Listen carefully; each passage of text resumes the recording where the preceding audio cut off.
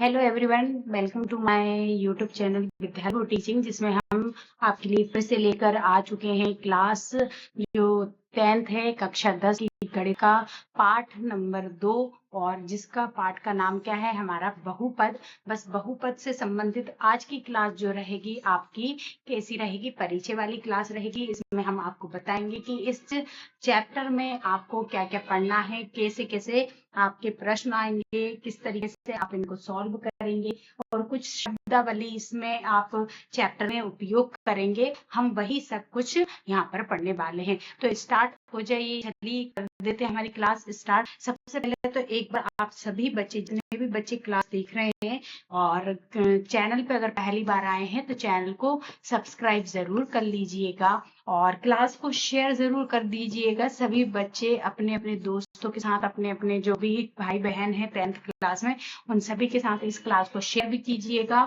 और क्लास देखने के बाद जाते समय क्लास को लाइक करके जरूर जाइएगा। चैनल पर पहली बार आए हैं तो चैनल को सब्सक्राइब जरूर कर लीजिएगा। सभी बच्चे चैनल को सब्सक्राइब जरूर कर लीजिएगा।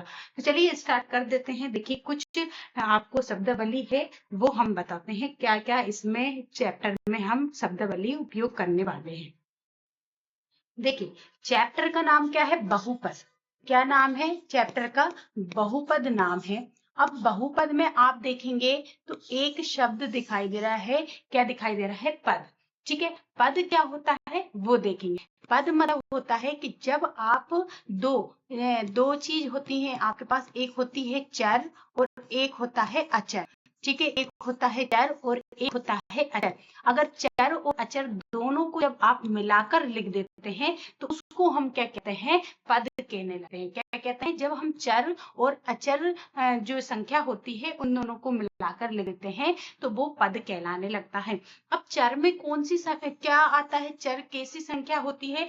तो याद रखिएगा, चर ऐसी संख्या होती है जिसकी है ना वैल्यू क्या होती रहती है, मतलब जिसका मान हमेशा बदलता रहता हो। ठीक है, तो चर क्या होती है? चर संख्या कौन सी होती है? तो ऐसी संख्या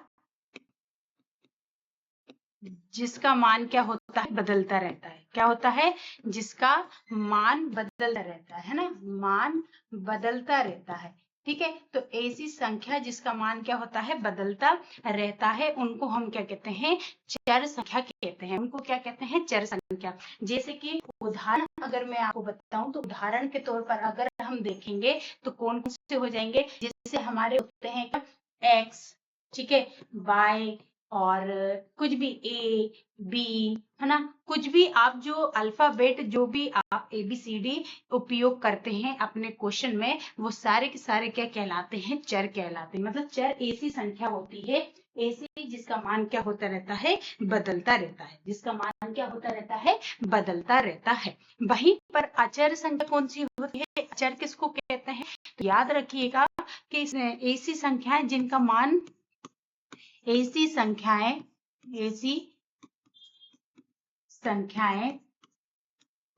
जिनका मान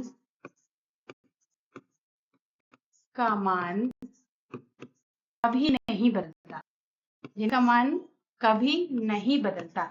मतलब अचर संख्याएं कैसी होती है? तो अचर संख्या मतलब होता है कि जिनका मान कभी नहीं बदलता। मतलब जो एक बार जिनका मान हो गया है, बस वही मान उनका जिंदगी भर रहना है। जैसे कि अगर हम उदाहरण में देखें तो उदाहरण के लिए जैसे कि हम लिखते हैं 1 2 3 4, जितनी भी जो क्या होती है गिनती आती है, जितनी भी गिनती होती है वो सभी क्या होती है? सभी के सभी कैसी होती है? अचर होती है, अचर संख्याएं होती है। कैसी होती है?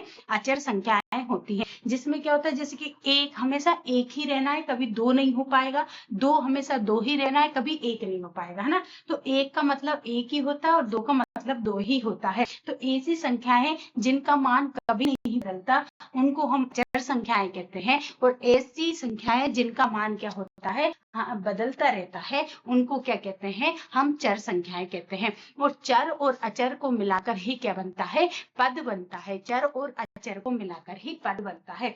अब अगर मैं आपको बताऊं तो देखिएगा चर और अचर को मिला के हम कैसे बनाते हैं। देखिए अब जैसे कि मेरे पास यहाँ पर कुछ भी लिखा है, जैसे मैंने लिख दिया यहाँ पर 5x, क्या लिखा मैंने 5x लिख दिया है। अब 5 क्या है, एक संख्या है, 5 एक क्या है हमारे पास यहाँ पर संख्या है, और हमको पता है सारी गिनती या सारी संख्या क्या होती है, सारी की सारी क्या होती है, अचर होती है, सारी की सारी क्या होती है, अचर होती है।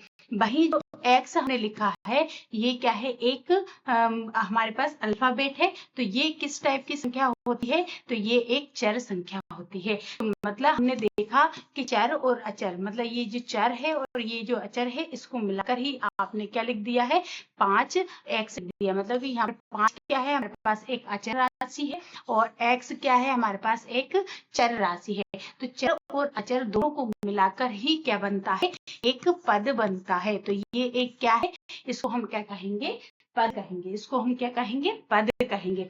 अब हम देख रहे हैं कि हमें पद समझ आ गया है कि भाई पद क्या होता है, कि जब चर और अचर राशि को मिलाकर बना देते हैं तो वो पद हो जाता है। अब ये हमारा चैप्टर जो है वो क्या है, बहुपद है। हमारा चैप्टर क्या है, बहुपद है। तो बहु मतलब क्या होगा, बहु मतलब होता है बहुत सारे, है ना, बहुत सारे जो होते हैं, मतलब बहुत सारे, एक से ज्यादा, ऐसा लिख सकते हैं। ठीक है, एक, दो या दो से ज्यादा, ठीक है, दो या दो से ज्यादा, ठीक है, दो या दो से ज्यादा अगर पद हैं तो उनको हम क्या कहने लगते हैं, बहुपद कहने लगते हैं। क्या कहते हैं, दो या दो से ज्यादा पद आ जाते हैं। जिस भी आपका एक संख्या है वो पूरी आपको दे रखी है, उसमें दो या दो से ज्यादा पद आ गए तो समझो वो कौन सा हो जाएगा, बहुपद रहेगा। जैसे मैंने यहाँ पर लिखा क्या, जैसे कि 2x की घात 2, ठीक है, फिर प्लस में लिख दिया 3x की घात 3, ऐसा कुछ भी लिख दिया, और यहाँ पर आ जाएगा 2x, ऐसा कुछ भी लिख दिया मैंने। अब ये देखिए ये एक पद है, एक पद ये है, एक पद ये है, तो ये एक से ज्यादा पद, दो से ज्यादा पद निकल रहे हैं, तो ये किस में आ जाएगा, हमारे बहुपद में आ जाएगा। आई होप आपको ये बहुपद वाला आपको समझ आ गया होगा। अब हम देखेंगे, अब देखिएगा, अब अगर देखें तो बहुपद के प्रकार भी होंगे संख्या के आधार पर। ठीक है, अगर मैं संख्या के आधार पर बहुपद के प्रकार बताऊं तो देखिए, ठीक है, अगर हम यहाँ पर देखते हैं, है ना, यहाँ पर हम देखेंगे क्या, हम यहाँ पर देखने वाले हैं कि संख्या के आधार पर, संख्या के आधार पर, ठीक है, संख्या के आधार पर बहुपद के प्रकार देखें तो बहुपद के प्रकार, ठीक है। अब संख्या के आधार पर अगर हम बहुपद के प्रकार देखें तो कितने प्रकार के होंगे, एक होगा कौन सा, एक पदी, कौन सा होगा, एक पदी होता है, मतलब इसमें क्या हो, सिर्फ एक पद हो, क्या हो, एक पद हो, तो उसको हम क्या कहते हैं, एक पदी कहते हैं। फिर दूसरा कौन सा होता है, द्विपदी होता है, कौन सा होता है, द्विपदी होता है। फिर तीसरा कौन सा होता है, तो कौन सा होगा, त्रिपदी होगा। तो ये क्या होते हैं, त्रिपदी होता है। और अगर तीन से आगे निकल जाते हैं तो फिर वहां पर क्या होने लगता है, तो वहां पर हम उसको बहुपद में गिन लेते हैं। फिर क्या होने लगता है, उसको हम क्या कहने लगते हैं, बहुपदी कहने लगते हैं। अब देखिए कैसे होगा, एक पदी द्विपदी, तो देखिए यहाँ पर क्या है, आपको दिखाई दे रहा है कि हमने है ना संख्या के आधार पर, किसके आधार पर बोल रहा है, वो संख्या के आधार पर। तो संख्या के आधार पर अगर हम देखें, जैसे कि ये लिखा है 2x लिखा है, ये एक पद है, इसमें देखिए ये दोनों जो साथ है, अगर किसी भी संख्या और हमारे जो x y ऐसा रहता है और इनके बीच में अगर है ना किसका गुणा का साइन लगा हुआ है, तो ये क्या है, गुणा का साइन इन दोनों को एक ही बना देता है, इसलिए ये क्या कहलाता है, एक पद में कहलाता है। लेकिन अगर किसी चर राशि और अचर राशि को प्लस या फिर माइनस के जो प्लस है और ये माइनस जो है, या मतलब धन और ऋण के हिसाब से उन दोनों को, चर और अचर राशि को धन या प्लस से हम क्या करते हैं, अलग कर देते हैं, तो ये फिर क्या कहलाने लगते हैं, ये अलग अलग पद काउंट होते हैं। ये कैसे होते हैं, अलग अलग पद काउंट होते हैं, ये आप याद रखिए। तो ये पूरा की पूरा क्या है, एक पद ही है ना। यहाँ पर हम लिख भी सकते हैं अकेला, आप x भी लिख सकते हैं, यहाँ पर 5y लिख सकते हैं, या फिर -6 एक से लिख सकते हैं, कुछ भी लिख सकते हैं, ये सारे के सारे क्या हो रहा है, एक पद हो रहा है।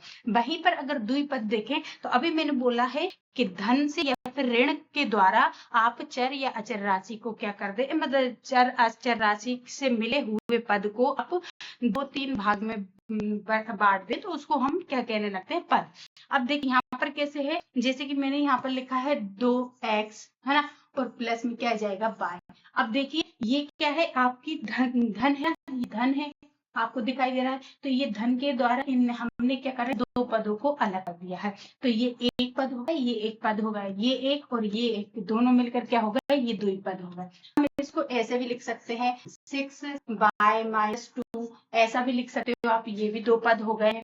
तो आप याद रखिएगा कि अगर एक से ज्यादा हो जाते हैं, मतलब दो, ये क्या हो जाएंगे, दो पद हो जाएंगे। वहीं अगर हम तीन पद के बारे में देखें तो तीन पद के बारे में कैसे हो जाएगा, जैसे मैंने लिखा 2x, ठीक है, फिर क्या आ जाएगा यहाँ पर y, फिर यहाँ पर आ जाएगा z। तो अब देखिए एक पद ये हो गया, एक पद ये हो गया, एक ये हो गया, तो ये क्या हो जाएगा, त्रिपदी कहलाएगा। ये क्या कहलाएगा, त्रिपदी कहलाएगा। चाहे तो आप ऐसे भी लिख सकते हैं, जैसे कि इसकी घात 3 है माइनस फिर इसकी घात 2 है माइनस इसकी घात 1 है, कुछ भी लिख सकते हैं आप। तो देखिए एक पद ये है, एक पद ये है, एक पद ये है, तो इस तरीके से आपके ये क्या हो जाएंगे, त्रिपद हो जाएंगे। अब 3 के बाद जितने पद निकल जाए, है ना, 3 के बाद आपके पास जो है जितने भी पद निकल जाए वो सारे के सारे बहुपद कहलाने लगते हैं। 3 से ऊपर अगर निकल रहे हैं तो वो सारे के सारे क्या कहलाने लगते हैं, बहुपद कहलाने लगते हैं। तो आई होप आपको ये चीजें बिल्कुल क्लियर हो गई होंगी। अब हम चलते हैं नेक्स्ट। अब देखते हैं हम, अब हमारे पास क्या है, अब हमारे पास है बहुपद की घात। अब हम बहुपद की घात किसको कहते हैं, देखिए बहुपद की घात मतलब क्या होगा, देखिए सबसे पहले मैं उसका उदाहरण देके आपको बताती हूँ। जैसे मैंने एक बहुपद लिखा है, ये मेरे पास बहुपद है, मैंने लिखा है y की घात 3, ठीक है, फिर प्लस 2x की घात 5, फिर माइनस 6z की घात 3, ठीक है, और फिर प्लस 2x की घात 6। अब मैंने ये क्या लिख दिया है, एक मैंने ये बहुपद लिख दिया। अब ये पूरी है ना चर, अब चर राशि कौन कौन सी, इसमें y है, x है, यहाँ z है, और ये क्या है, x है। ये क्या है, एक चर राशि है, ये क्या है, एक चर राशि है। मतलब जितने भी आपको यहाँ पर x z y वगैरह दिखाई दे रहे हैं वो सारे के सारे क्या है, चर राशि है। लेकिन मैं इसको दूसरी पेन से कर देती हूँ। यहाँ पर ये चर राशि है, यहाँ पर ये चर राशि है, ये भी एक चर राशि है, और ये भी एक चर। अब जितनी भी चर राशि दिख रही हैं उसमें आप देखिए कि सबसे बड़ी कौन सी घात दिखाई दे रही है, कौन से चर की सबसे बड़ी घात दिखाई दे रही है। तो आपने देखा कि मेरे को तो दिखाई दे रही है 6, क्या दिखाई दे रही है, 6। तो मतलब कि इस पूरे बहुपद की, ये जो पूरा बहुपद लिखा है इसमें चर की जो सबसे बड़ी घात होती है उसी को हम क्या कह देते हैं, बहुपद की घात कह देते हैं। तो मतलब यहाँ पर 6 जो है वो क्या है, इस बहुपद की घात है। क्या है, बहुपद की क्या है, ये घात है, ठीक है। मतलब कि इस पूरे बहुपद की घात कौन है, तो इस पूरे बहुपद की घात कौन है, 6 है, ठीक है। तो इसमें यही लिखा है कि चर की सबसे बड़ी घात जो होती है उसको ही हम बहुपद की घात कहते हैं। आई होप आपको ये चीज क्लियर हुई होगी। अब मैं आपको बताऊं, अगर शून्य, अब देखिए हमने है क्या कहते बहुपद की घात देख ली, अब हम देखेंगे कि जो है ना बहुपद होते हैं उनके शून्य क्या होते हैं, ठीक है, बहुपद के शून्य और देखते हैं। अब हम पढ़ने वाले हैं कि बहुपद के शून्य क्या क्या कहलाते हैं। अब बहुपद के शून्य मतलब होता है कि चर का वह मान, मतलब ये जो चर राशि है, ठीक है, ये जो चर राशि है इसका वह मान जो बहुपद को क्या कर दे, शून्य कर दे। अरे भाई हमको तो कुछ समझ ही नहीं आया क्या बोल रहे हैं। तो देख, अगर हम इस चर की जगह पे एक ऐसा मान रखें कि इस पूरे को हम जब सॉल्व करें, उस पूरे को हल करें, तो आखिरी में आंसर अगर हमारा 0 हो जाए तो वही फिर क्या हो जाएगा, इस बहुपद का क्या हो जाएगा, शून्य कहलाएगा। कैसे, अब जैसे कि देखिए मैं यहाँ पर x की जगह पर मैं -1 रख दूं, ठीक है, क्या रख दूं, -1 रख दूं अगर x की जगह पर। तो देखिए जैसे कि मैंने यहाँ पर -1 रखूंगी तो -1 की घात 2, ठीक है। फिर यहाँ पर क्या जाएगा 3 गुणा और फिर x की जगह यहाँ पर -1 रखा जाएगा और यहाँ पर क्या हो जाएगा 4, ठीक है। अब 1 का हम क्या करेंगे, वर्ग करेंगे, हमारे पास आंसर में क्या आएगा, 1 ही आएगा। फिर देखिए ये भी माइनस, यहाँ पर देखिए 1 भी माइनस का है और माइनस का 3 भी है, तो ये माइनस माइनस तो क्या हो जाएंगे, हमारे पास प्लस हो जाएंगे और 3 एकम क्या हो जाएगा, 3 हो जाएगा और ये माइनस का 4। अब देखिए 1 और 3 को जोड़ेंगे तो 4 हो जाएगा और ये भी 4। अब 4 4 क्या होगा 0, मतलब कि हमारे पास ये बहुपद का जो हल निकाला तो आखिर में क्या आया, आंसर हमारा 0 आ गया है। और ये क्यों आया, क्योंकि हमने x की जगह पर इस चर, ये जो चर है, चर की प्लेस पर हमने क्या रखा था, -1 रखा था। क्या रखा था, -1 रखा था। तो यहाँ पर यही बोल रहा है कि चर का वह मान जो बहुपद को, तो मतलब इस चर का ये जो मान है -1, ये जो है इसको रखने पर हमारा पूरा बहुपद क्या आ गया, 0 आ गया। तो इसलिए हम ये कहेंगे कि ये जो पूरा बहुपद है इसका 0 क्या हो जाएगा, -1 हो जाएगा। 0 क्या हो जाएगा, इसका -1 हो जाएगा। क्या बोला उसने कि ऐसे मतलब कोई बहुपद दिया उसमें चर की जगह पर ऐसा मान रख दे कि उसको पूरा हल करने पर हमारे पास आंसर 0 हो जाए, और जो 0 जिस मान को रखने पर आंसर 0 आ रहा है, बस उसी मान को हम क्या कह देंगे, उस पूरे बहुपद का 0 कह देंगे। तो यहाँ पर -a जो हो गया है वो पूरे इस पद का क्या हो गया है, 0 हो गया है। क्लियर हुआ, क्लियर हुआ, बहुत बढ़िया। चलिए नेक्स्ट देखेंगे।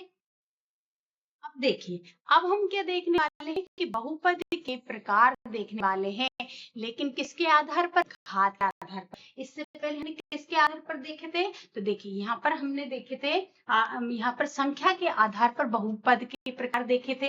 अब हम देखने वाले, क्योंकि हमने बहुपद की घात देख ली कि कोई बहुपद है उसमें सबसे बड़ी घात जो होती है वही वो उस बहुपद की क्या कहलाती है, घात कहलाती है।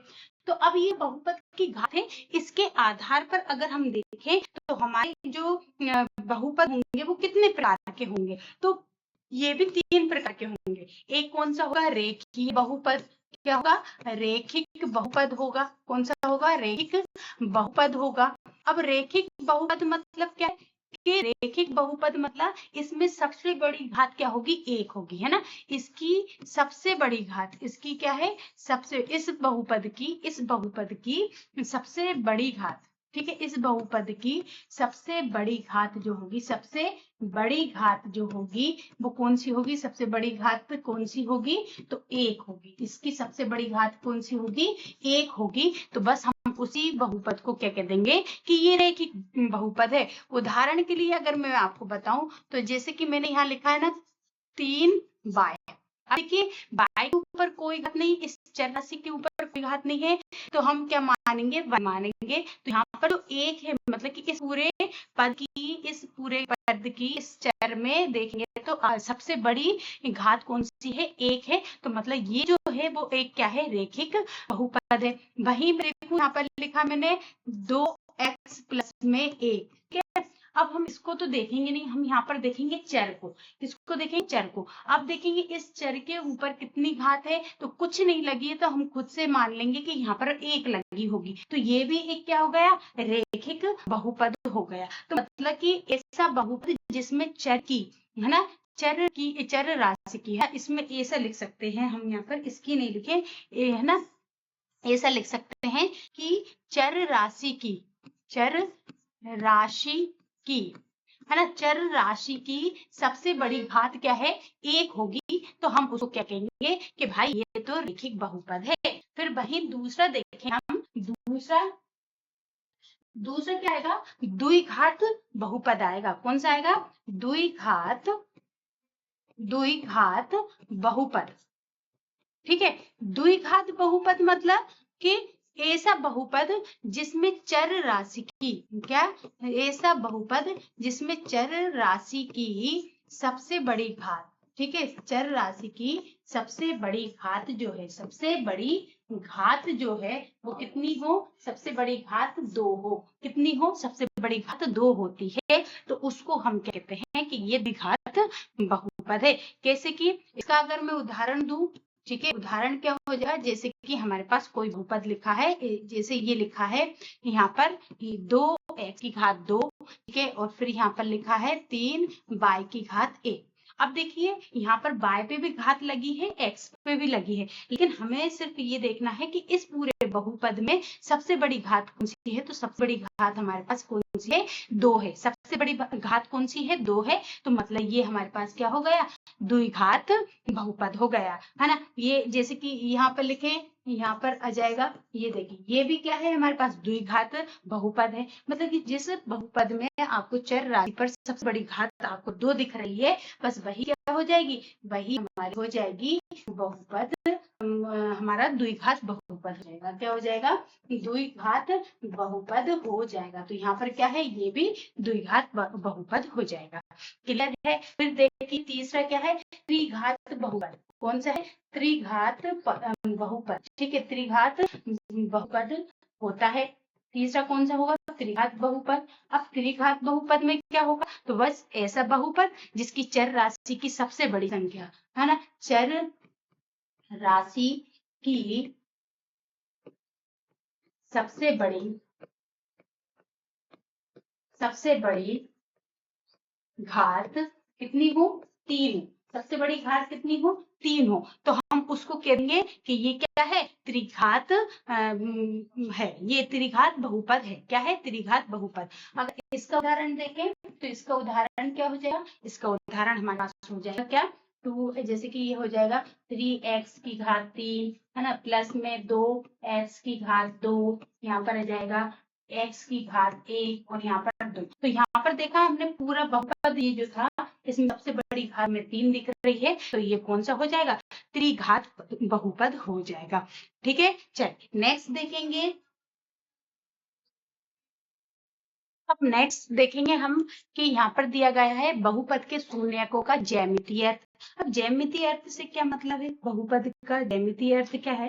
तो देखिए यहाँ पर हमारे पास जैसे एक हमारे पास एक लाइन ये है, ठीक है, और एक लाइन ये है।